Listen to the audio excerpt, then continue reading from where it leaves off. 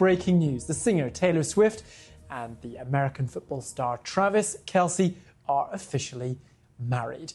When news came of the wedding, our reporter Floyd Cush swiftly got himself to New York, and we are able to go live to Floyd now, who is outside Madison Square Garden for us. What has become a rather damp Madison Square Garden just in the last few minutes. Floyd, bring us up to speed. What's been happening?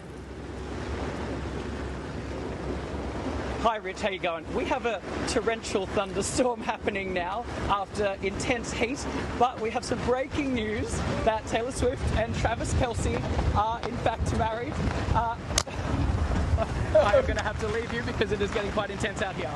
Oh dear, poor Floyd. We will let Floyd get himself settled there. But let me just tell you that when news of the wedding came through, fans obviously celebrating around Madison Square Garden. This is a massive cultural event. Many people have called it the wedding of the decade, maybe even the wedding of the century. Let's have a listen to what these fans had to say. They just got married. It says TNT, Taylor and Travis, so I think they did get married. What's your reaction? Shocked, surprised, happy for them. Yeah. Surprised, excited. We were just watching the World Cup game and we just popped over and we're just happy that she got married. And we didn't think this was real, so when we saw the sign, we're like, wow, this is shocking. I only have two, but my favorite album is 1999.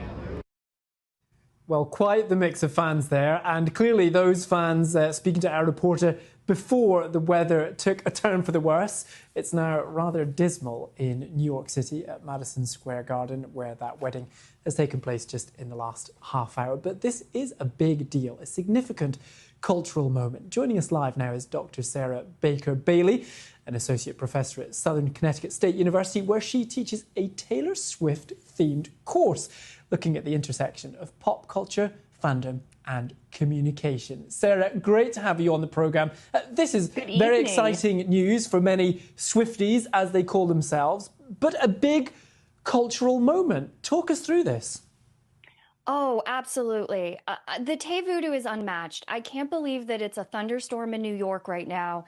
She wrote on her album Reputation, after the storm, something was born on the 4th of July. Here we are, July 3rd, 2026. Prophecies coming true. People have been asking me, why am I doing news right now talking about the TNT wedding?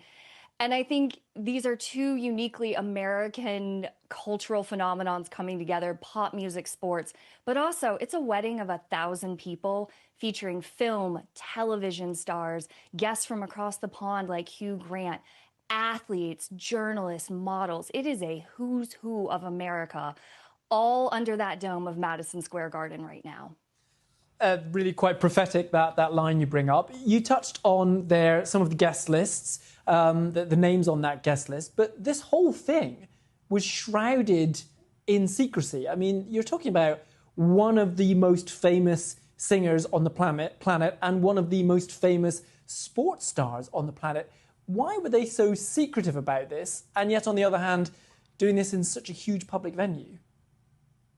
That's a great question. The Tavis interactions over the last 2 years of their relationship has been this very interesting mix of seeming incredibly intimate, announcing your engagement on Instagram with a caption that says your favorite English teacher and gym teacher are getting married. Feels like something a best friend and acquaintance would do. Paparazzi walks, things of that nature. But always still keeping us at arm's length with it, rightfully so. So bringing us in, but also keeping things, I think Travis said it once in an interview, that there are many details of their relationship that will remain intimate and private and between one another, but they're certainly not going to hide their love for each other. You study from an academic point of view, pop culture, fandom, celebrity status. What is it about Taylor Swift and also her now husband, Travis Kelce, that just captures so many people's imagination and emotion. Both Taylor and Travis beautifully leverage the power of social media, especially emerging social media technologies. Taylor, at the start of her career, was doing a lot of vlogging. So that initially really let fans in on her day-to-day life. There's a really infamous video of her learning to drive, and it's not going very well. She would give us snippets of things that we would all be experiencing or had experienced. She got on Tumblr when it took off and was very active on it. Instagram, obviously, they have been currently leveraging. But Travis is no stranger to interactions on social media, as some of his old tweets have resurfaced in some really funny ways.